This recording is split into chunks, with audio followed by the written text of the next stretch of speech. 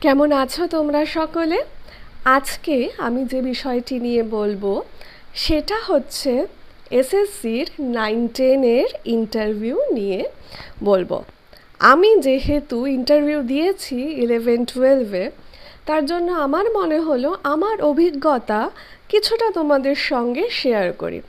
আজকের মূলত যে বিষয়টি নিয়ে বলবো সেটা হচ্ছে ইন্ট্রোডাকশন। এই বিষয়টি নিয়ে বলবো। দেখো, যখনই যাবে তখনই না তোমাকে ওরা সুন্দর করে ওয়েলকাম করবেন, এটা মাথায় রাখবে। একদম অহেতুক ভয় পাবে না। খুব সুন্দর ইন্টারভিউ তোমাদের সব্বার হবে, আর সব্বার অভিজ্ঞতা দারুণ ভালো হবে, দেখে নিও। এবার যেটা বিষয়, ওনারা হয়তো তোমাকে বলে দেবেন যে গ্র্যাজুয়েশনের পর থেকে তোমার যে অ্যাকাডেমিক রয়েছে সেটি বলো, কোথার থেকে কবে পাস আউট হয়েছো, এই সমস্ত তারা মেনশন করে দিতে পারেন। যে গ্র্যাজুয়েশনের পর থেকে বলো বা এইচএসের পর থেকে বলো। আর একটা বিষয় মনে রেখো, তোমাদের ব্যাকগ্রাউন্ড কিন্তু কোনো না কোনোভাবে ইন্টারভিউতে চলেই আসবে। বিষয়টা চলেই আসবে বলতে কথার মধ্যে দিয়ে, কথায় কথায় কিন্তু তোমাদের ব্যাকগ্রাউন্ড কিছুটা হলেও আসবে। কারণ এটা তো পার্সোনালিটি টেস্ট। এবার পার্সোনালিটি টেস্টে তো তোমাদের ব্যাকগ্রাউন্ডটা তো ম্যাটার করে, তাই না? এবার এইটা তোমরা কিন্তু মাথায় রাখবে। আর বহু ক্ষেত্রে আমি যখন 11-12-এর ইন্টারভিউ দিতে গেছি, আমি একটি বিষয় খেয়াল করেছিলাম যে বহু ইউটিউবের ভিডিও আছে, সেখানে সত্যিকারেরই অহেতুক আমাদেরকে ভীষণভাবে টেনশন দেওয়ার জন্য উপযুক্ত ইনফরমেশন তারা প্রোভাইড করতেন। বহু, সবাই না, বহু ক্ষেত্রেই এটা আমি কিন্তু দেখেছি। এবার সেই প্রসঙ্গে বলি, বহু জায়গায় দেখতে পাবে যে দরজাটা কিভাবে টানবে, দরজায় যাতে আওয়াজ না হয়, অমুক তমুক নানা কিছু তোমরা দেখতে পাবে। এক্ষেত্রে বলি, শোনো, দরজায় কিন্তু মাঝে মাঝে আওয়াজ হয়ে যায়, জং ফং ধরা দরজা থাকে, বুঝতেই তো পারছো, অত ইউজ হয় না। আমার ক্ষেত্রে কিন্তু এটা হয়েছিল। আমি যে দরজাটা টেনে ঢুকবো, দরজাটা হাত থেকে রীতিমতো ফসকে গিয়ে দরাম করে আওয়াজ হলো।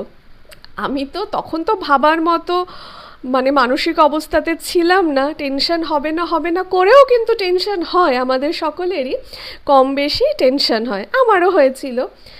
এবার তখনই হঠাৎ করে, তখন না, পরবর্তী ক্ষেত্রে আমার হঠাৎ করে মাথায় এলো যে এই যে দরজাটা যে আমি আমার হাত থেকে দরজাটা রীতিমতো ছিটকে গিয়ে দরাম করে আওয়াজ হয়েছে, এর জন্য আমি কম মার্কস পাবো না তো। গেল।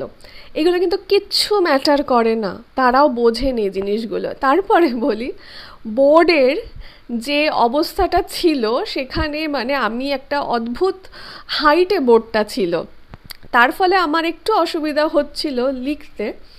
এবার এখানেও আমি বলি যে ইউটিউবে বহু জায়গায় বলা থাকে যে বোর্ড একদম সুন্দর করে ডেট, বিষয়, এই অমুক তমুক লিখবে। বিশ্বাস করো, হয়তো কারোর কারোর ক্ষেত্রে লিখতে হতে পারে, যে প্রথম যাবে তাকে হয়তো লিখতে হতে পারে, কিন্তু এছাড়া লিখতে হয় না। তারা, ওনারা বলে দেন যে তারিখ টারিখ আর কিছু লিখতে হবে না, এমনি করো, টপিকটা লেখো, তারপরে বোঝাও। বোর্ড ওয়ার্ক যে অতিরিক্ত করতে হবে এমন নয়, কিন্তু যা শুনছো সেটা গিয়ে অ্যাপ্লাই করো না, নিজের স্বাতন্ত্রতা দেখাবে কিন্তু ওখানে। কারণ টিচার একটা ক্রিয়েটিভ ফিল্ড, এটা মাথায় রাখবে। এখানে সৃজনশীলতা অনেক বেশি জায়গা নিয়ে রয়েছে টিচিং প্রফেশনের ক্ষেত্রে, তাই না? এবার নিজের সৃজনশীলতাই ওখানে দেখাতে হবে। কে বা কারা বলে দিয়েছেন যে বোর্ডের অনেক ইউজ করতে হবে? না, সেরকম কোনো বিষয় নেই। আমি যেরকম বোর্ডের অনেক ইউজ করিনি, আমি ভীষণ অল্পই বোর্ড ইউজ করেছি। তার কারণ বোর্ড ইউজের ক্ষেত্রে আমার নিজেরও কিছু সমস্যা মাঝে মাঝে হয়ে যায়। মার্কারের পেন যেহেতু ছিল, হোয়াইট বোর্ড ছিল, মার্কারের পেন ছিল। এবার আর অবস্থানটা বোর্ডের একটা অদ্ভুত রকম অবস্থানে ছিল, সেখান থেকে আমার হাতের লেখা খুব একটা ভালো না, সেখান থেকে আরও বাজে রকম হয়ে যাচ্ছিল। তখন আমি ভাবলাম যে আমার খুঁত কেন আমি দেখাবো, খুদ থেকে আমি বিরত থাকি, আমার যেটুকুনি ক্ষমতা রয়েছে ইমপ্রেস করার সেই ক্ষমতা দিয়েই তাদের অনুপ্রাণিত করার চেষ্টা করি, অনুপ্রাণিত বা আকর্ষিত করার চেষ্টা করি, সেটাই আমি করেছি। এগুলো কিন্তু বুঝে বুঝে তোমাদের অন দ্য স্পট করতে হবে। আর বোর্ডের যদি প্র্যাকটিস আগে করে নাও তো খুব ভালো কথা, করে নিও। তাও আমি বলছি অন দ্য স্পট আমাদের অনেক কিছু ভুল ত্রুটি হয়, তখন একদম ওই মুহূর্তে তোমাদের ভেবে নিতে হবে। আর সবসময় বললাম তো, ব্যবহারের মধ্যে একটা নমনীয়তা রাখবে আর ব্যক্তি স্বাতন্ত্র্যতা রাখবে। তুমি অনেক কোশ্চেন নাই পারবে, নাই পারতে পারো, কিন্তু সেক্ষেত্রে নার্ভাস হয়ে যেও না। বহু মানুষ, মানে বহু বলাটা ভুল, অনেকেই আছেন যে তোমার ইন্টারভিউতে একদম 5টা প্রশ্ন করলো, 5টাতেই 5টার আনসার দিল, এরকম হয় না গো, একদমই হয় না। এবার যেরকম আমার ক্ষেত্রেই আমি অনেকগুলো প্রশ্নই তো পারিনি, একটা দুটো তো আমি পারিনি, কিন্তু ওনারা তোমার চিন্তন দেখবে, তোমার মনন দেখবে। ও আরেকটা কথা বলি, ওই যে চেয়ার টেনে বসার বিষয়টা আছে না, চেয়ারেও যাতে আওয়াজ না হয়, আমি বলছি আমার ইন্টারভিউর সময় দরজায় আওয়াজ হয়েছে, চেয়ারেও আওয়াজ হয়েছে। তারপরে আমি যখন বাড়িতে ফিরে এলাম, আমার যখন মানে আমি যখন নিজের মধ্যে এলাম, তখন মনে হলো এই রে, আমার মার্কস কাটা যাবে না তো, দরজা চেয়ারে আওয়াজ।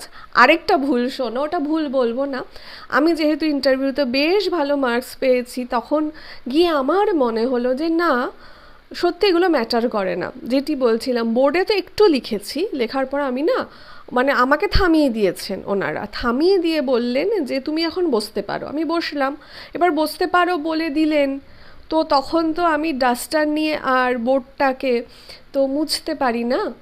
তো বসার পরে আমি যখন উঠে যাব, তখন আমি ডাস্টারটা নিয়ে মুছবো। এবার সেক্ষেত্রে আমি সেইটার সুযোগও পাইনি, মানে ওখান থেকে আমাকে একজন ম্যাডাম বললেন তুমি বোর্ডটা মুছে দিয়ে যাও। এটাতেও আমার একটা ডাউট স্টার্ট হয়েছিল যে মেবি আমি হয়তো মার্কস কম পাবো।